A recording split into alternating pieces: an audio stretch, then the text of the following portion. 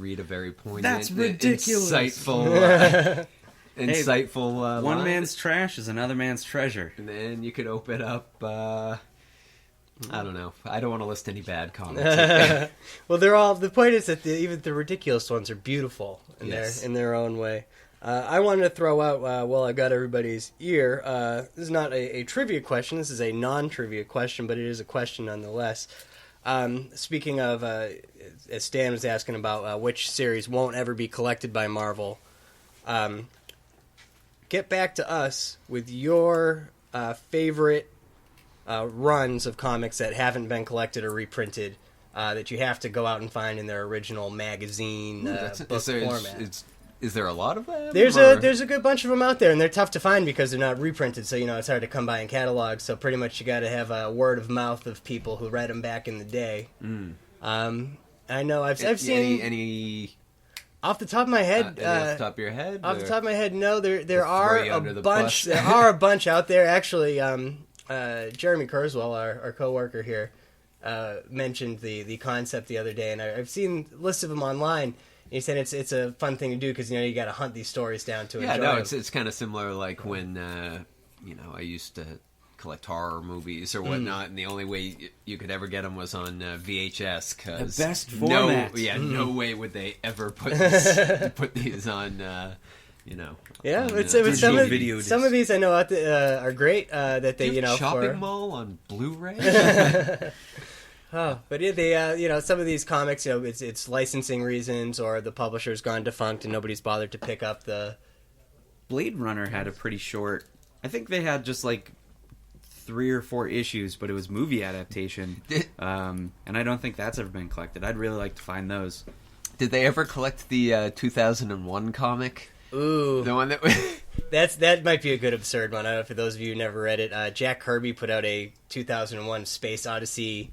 Isn't there someone's sequel? Isn't there someone's origin in that book? Machine Man. Machine is in Man. Number Oh, that's 4 right, or 5, yeah. something like that. Yeah, he comes out, but that's the only thing I think really that came out of besides some great cosmic nonsense by Mr. Kirby. Hey, write this.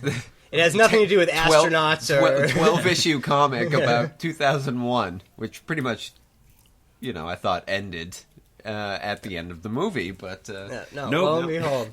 Apparently there was a Machine Man that we missed. Yeah, there's all kinds of. I think maybe the only thing that it gets into is maybe the idea of the monolith and things evolving. Yeah, interesting. It's pretty far out. I'm gonna write a comic sequel to Shawshank Redemption. That's not going to have anything to do with Andy Dufresne or prisons, but I'll create my own Machine Man-esque character. Yeah, pretty much. It'll be great. Interdimensional. It'll be awesome. Yeah. Yeah, And it'll cross over with Rom Space Knight. Another chunk of things that don't get collected sometimes are story runs and popular titles like Amazing Spider-Man or X-Men, Batman, Superman, etc. that just for whatever reason weren't eventy enough or were written before the time of trades and weren't big enough sagas to warrant collection. They don't collect the issues where X-Men just play like baseball and. I was talking to, I think, Chad Julian, our coworker here, about that recently. And those are great ones. The basketball ones that they'd have once a year or something. Those. Yeah, they should just make like one omnibus of any time the X-Men ever just did team building exercises. Yes. Yeah, and then just like a quick summarization of everything they did since the last game they played. Yeah, it gets might inspire some kids to get out there and play some sports. Yeah. Fought apocalypse. Yeah, saved humanity. Saved humanity 3 or 4 different times. A little time travel. This is my. I just saw the Iron Man 4, 3, whatever. Iron Man 4's out already. Oh, wow. Yeah. And it was kind of similar where it was okay. I liked it. I thought a lot of people didn't like it. I personally thought it was great. I thought it was Iron. I would say I wasn't going to do it. I thought it was Iron Meh 3.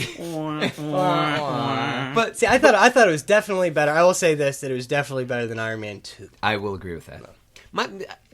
I laughed a little bit, but there was almost too many quirky jokes. There was almost too many,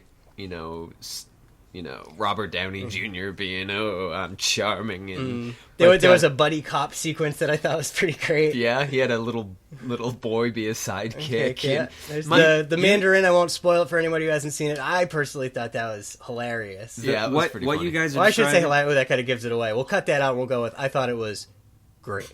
What you guys are describing, I haven't seen Iron Man 3 yet, but what you're describing just makes me want to see it even more. Buddy cop scene, little kid sidekick, I'm in. Molten men that are essentially the villains.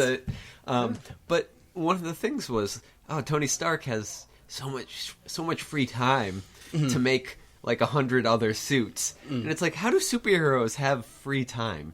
It's not like there's never crime, and same with like the X-Men. It seems like it's like you're playing baseball or basketball, but I'm sure you could be at least saving someone's life going down out somewhere. there. Well, I know Superman titles touch that sometimes because he has the potential to be this omnipotent, perpetual guardian of everything. Actually, I think it was in the Batman Superman or Superman Batman series that was out not too long ago, where Batman and Superman's powers got switched. As somehow they will With Doc Ock. Yeah. And Batman took, with his, serious driven, grave approach to things, enabled by Superman abilities, took it to the next level and had to be stopped because he was too vigilant. Well, anything else before we wrap up? I think that's all I got for this week. Yeah, so shoot us your emails for any suggestions, questions, answers to the trivia. Comments on how we're doing. Yep, podcast at That's E, or 508-499-ZORG. And again, Godzilla is coming up this Monday, so stop in, get your tickets, and hopefully we'll see you there. Anything else? Thanks for listening. We'll see you next week. Bye. Bye. Bye.